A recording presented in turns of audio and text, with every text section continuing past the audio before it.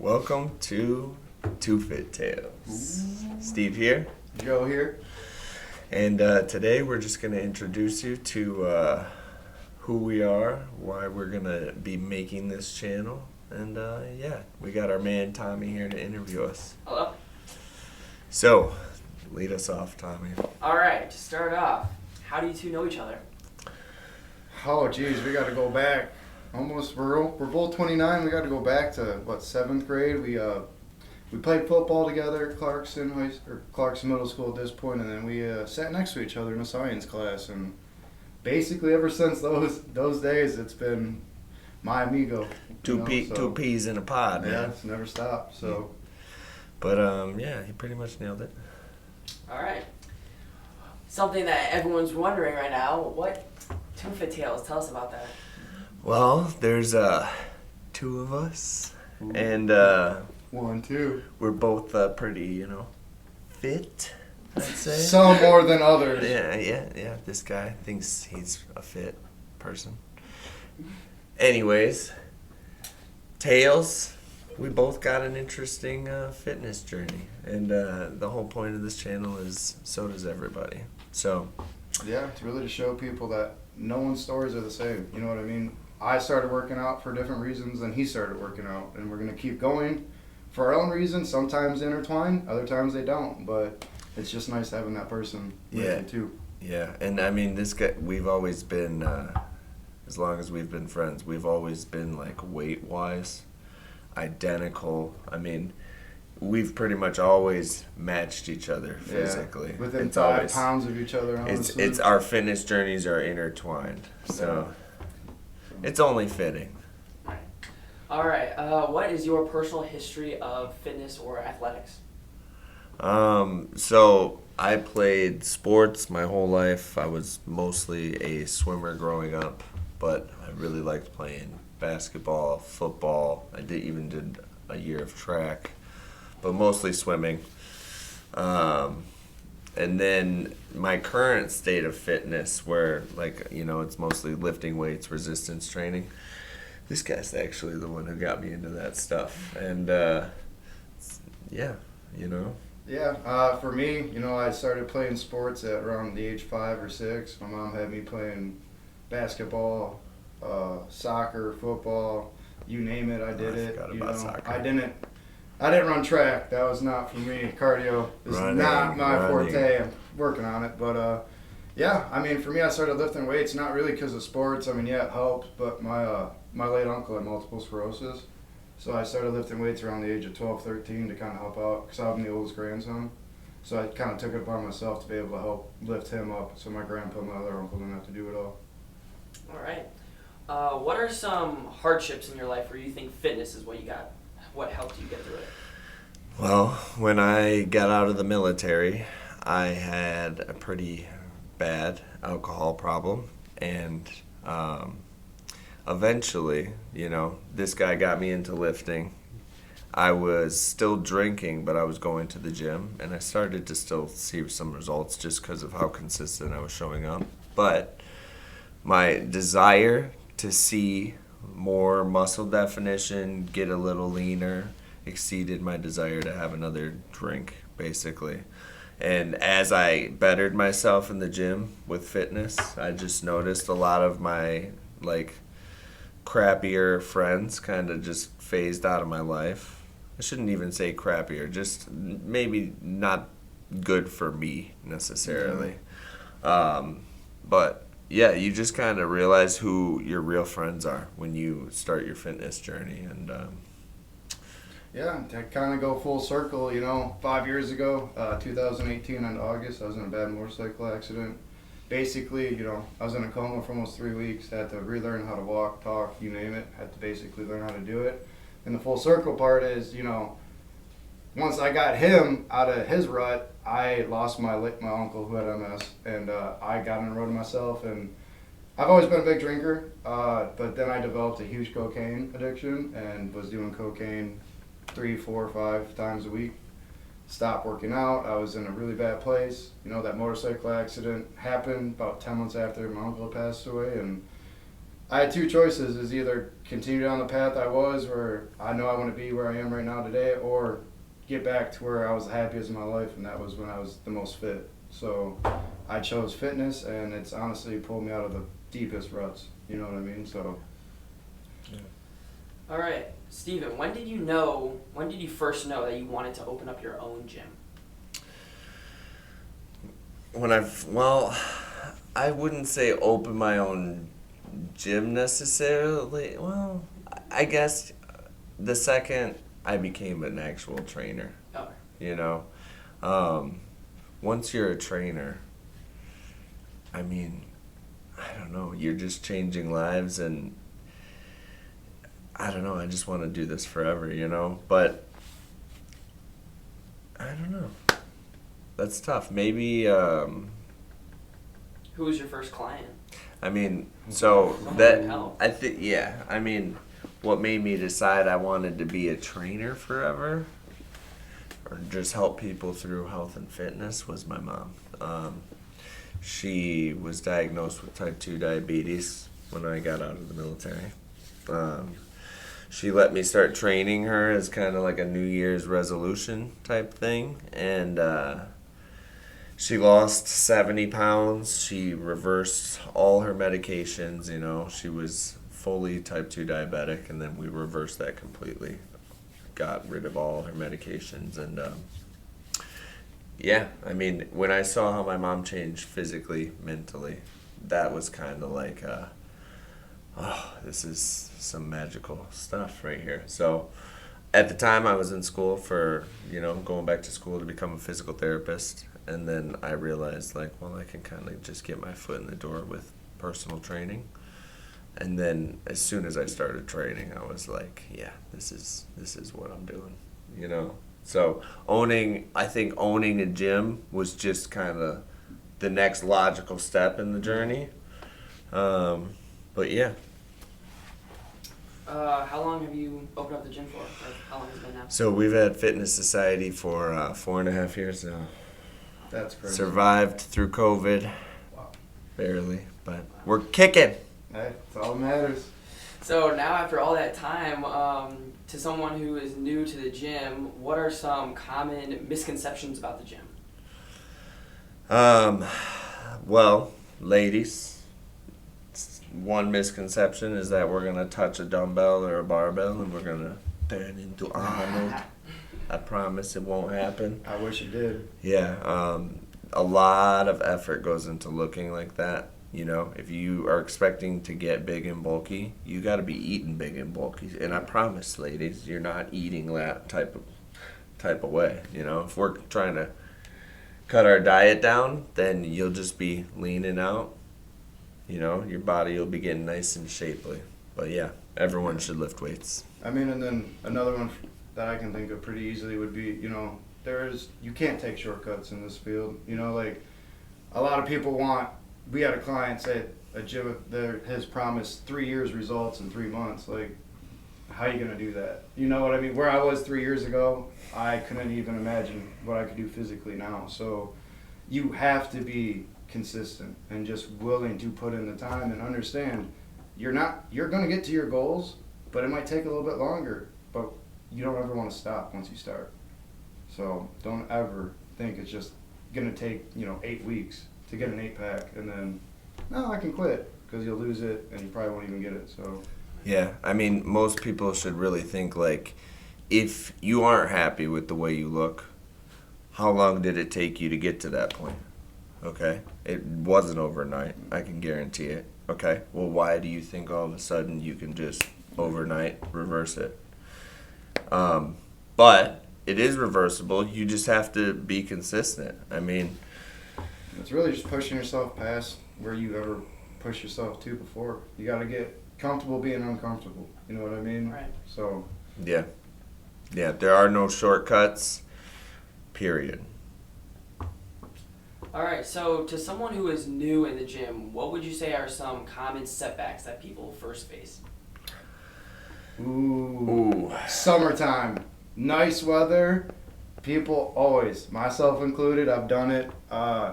You start in the wintertime, you start looking better, you start feeling a little bit better, you want to go out, see some ladies or some guys, you know, and then next thing you know, 3 months of summer went by and you now have to start back over from ground one. So that is definitely a big one. Nice weather, I would say, is huge for people. Let's see. Yeah, I would agree with that. That I would say like alcohol, you know, like especially at a younger age. Oh, that's a huge one. Because that, I mean, a lot of people have these body goals, but then they have to be out on Saturday night with their friends at the bar, especially once you hit like 21. And a lot of times that's when your body goals start. It's like you just got out of college, you Yeah. know, and now you don't like the way you look because use it or lose it. Yep. And I mean, you gotta kick the alcohol problem if you truly are dedicated to your body goals. And the honest to God truth is, it's 100 times easier to maintain than it is to get there. And, you know, I tell people all the time, I'm like, if you're somebody that has to drink every weekend to have fun, then you're not really secure with yourself at that point. You know what I mean? Like, I can go out to the bar with any of my friends that drink and not touch alcohol, and still, I'll get on a table and dance around, I'll sing. I mean, anybody knows me knows I'll do this. So, like, alcohol doesn't do that for me anymore. You know what I mean? Like, I don't need that false sense of security drinking. So Yeah. All right, so let's say there's someone here who wanted to take shortcuts like dieting pills or any other type of chemical to take a shortcut. How would you persuade them to do the opposite?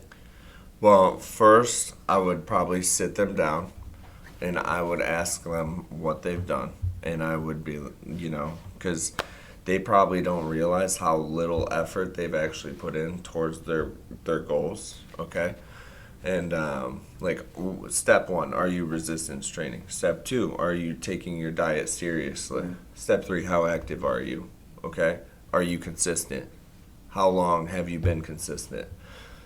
When they really like think about those things, most people they don't realize that they should be thinking like 5 years out in terms of consistency, okay?